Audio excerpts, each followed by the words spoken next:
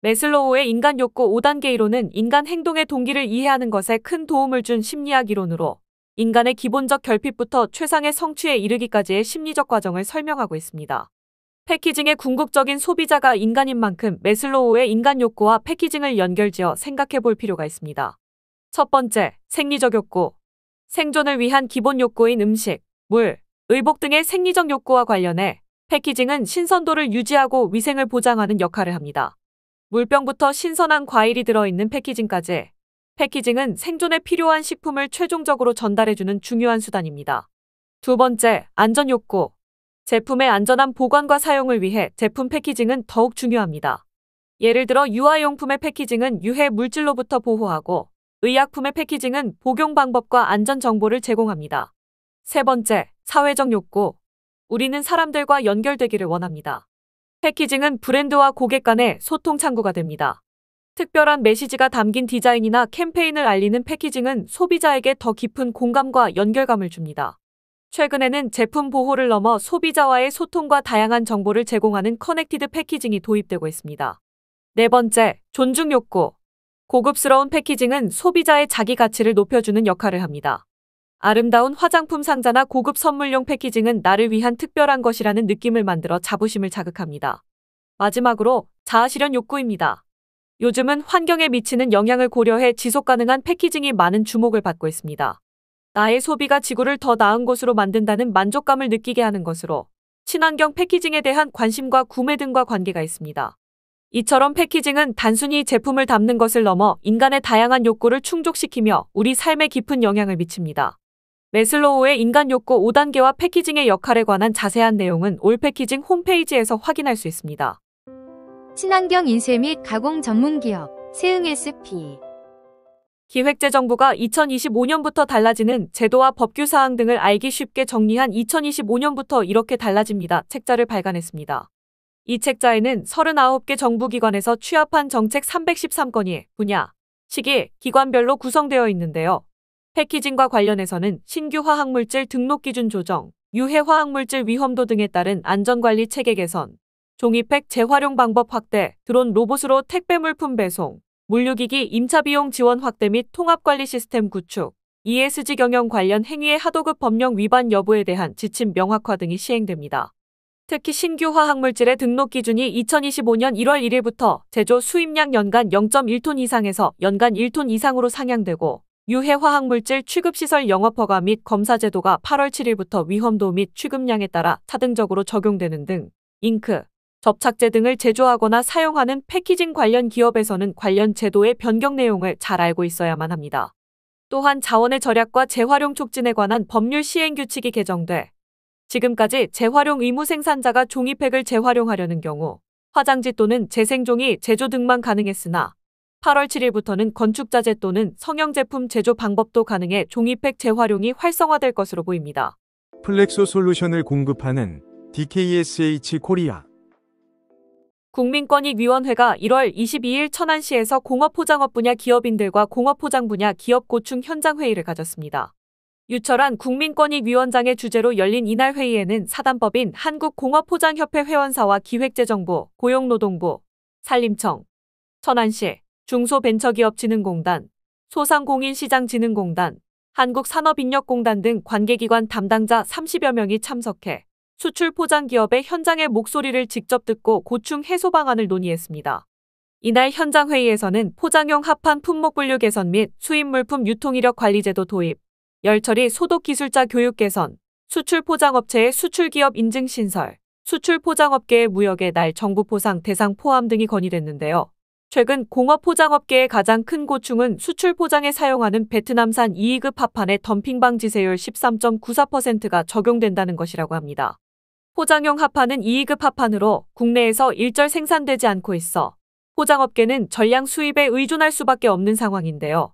회의에 참석한 사단법인 한국공업포장협회 관계자는 덤핑 방지 관세 부과로 합판 가격 상승의 원인이 돼 우리 포장업계는 적자 경영 또는 폐업의 위기에 처해 있다며 포장용 합판에 대한 덤핑 방지 관세 부과 제외와 함께 포장용 합판 상품 품목 분류 신설, 포장용 합판 수입 물품 유통 이력 관리 물품 지정 등을 요청드린다라고 밝혔습니다. 종이 포장재 수성 코팅 전문 기업 KWC 최근 미국 FDA가 식품과 음료의 패키지 전면에 영양 성분을 표시하는 것을 제안했다고 하는데요.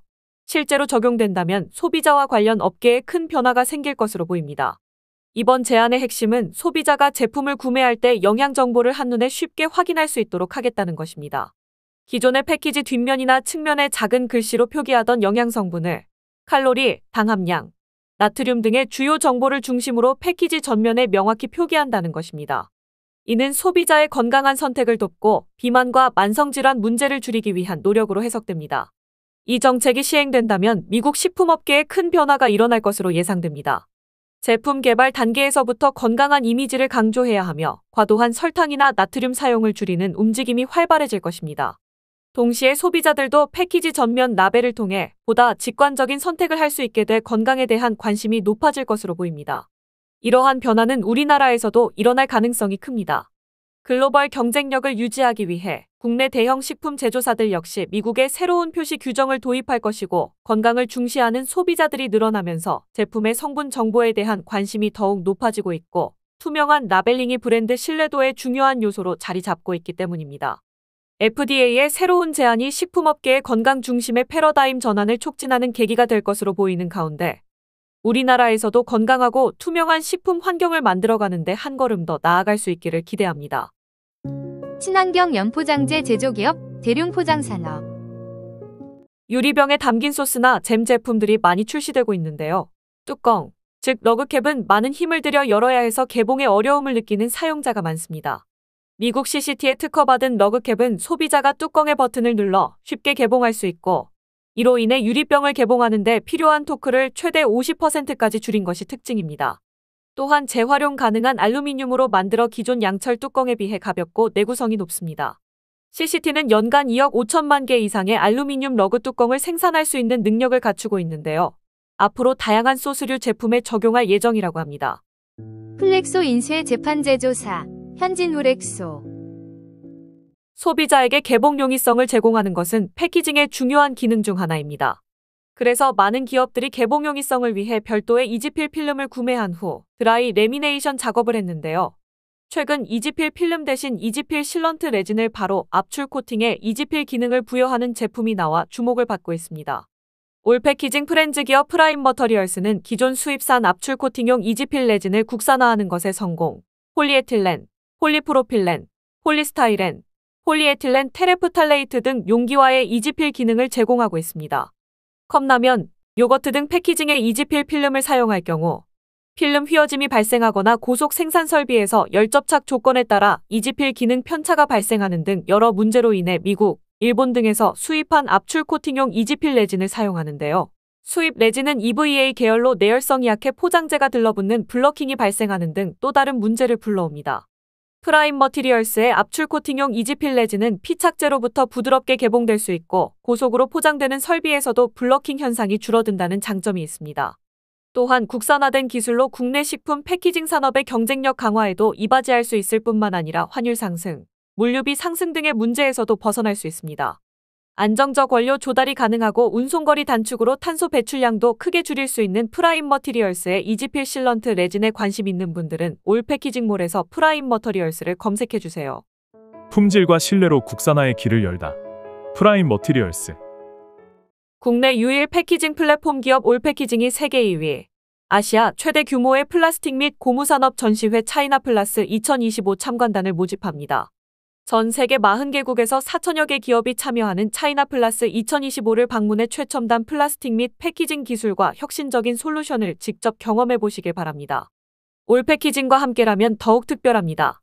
4월 15일부터 18일까지 3박 4일간 홍콩, 중국 심천, 마카오를 한 번에 즐길 수 있는 체계적인 일정, 차별화된 시장 조사 시간, 업계 전문가들과의 탄탄한 네트워킹까지 경험할 수 있는 올 패키징 차이나 플러스 2025 참관단에 참여해 새로운 영감을 얻으시길 바랍니다. 신청 마감은 2월 25일까지로 참관단 관련 자세한 내용은 올 패키징 홈페이지에서 확인할 수 있습니다. 친환경 수축 라벨 에코피피 생산기업 동일화학공업.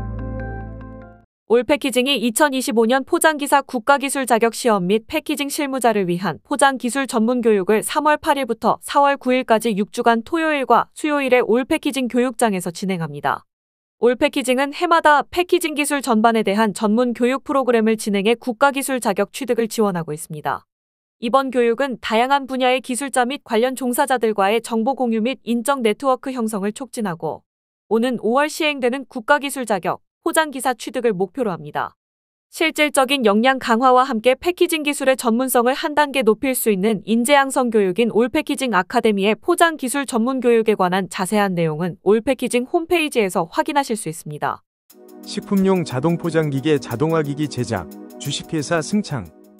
패키징 관련 다양한 이슈, 문제 등을 함께 고민해보는 시간입니다. 이번 주 위클리 이슈는 여전한 과대포장, 점검 사각지대를 없애야 한다입니다. 2025년 설 연휴에도 선물 세트의 과대포장 문제가 불거졌는데요. 기업들은 친환경 패키징을 강조하며 포장재를 줄이고 있고 정부 역시 대형마트를 중심으로 규제를 강화하고 있습니다. 그런데 왜 명절마다 빠짐없이 발생하는 걸까요? 실제로 과대포장 단속에 나선 한 전문가는 매번 반복되는 대형마트 중심의 과대포장 점검으로 인해 대형마트에서 판매되는 선물 세트 과대포장은 줄어들고 있으나 개별 매장과 온라인 쇼핑몰, 기업의 자사몰에서는 여전히 과대포장된 제품이 판매되고 있기 때문이라고 지적했습니다. 선물을 주는 입장에서는 패키징이 고급스러울수록 선물의 가치가 높아진다고 인식하고 있고 기업 입장에서는 어떻게든 판매 가격을 높이기 위해 과대포장을 포기하지 못하는 실정입니다. 그렇다면 선물을 받는 입장은 어떨까요? 과대포장 문제를 근본적으로 해결할 수 있는 방법에 대해 고민해봅니다. 첫째, 규제의 사각지대를 줄이기 위한 정부의 적극적인 정책이 필요합니다. 매년 되풀이되는 대형마트 중심의 과대포장 점검에 더해 온라인 쇼핑몰, 오프라인 개별 매장도 과대포장 점검 대상에 넣어야만 합니다. 둘째, 선물을 받는 사람은 물론 선물을 하는 사람 등 선물 세트를 구입하는 소비자가 과대포장된 제품을 선호하는 문화에서 벗어나야만 합니다. 환경을 고려한 제품에 더 높은 가치를 두고 선택할 필요가 있습니다.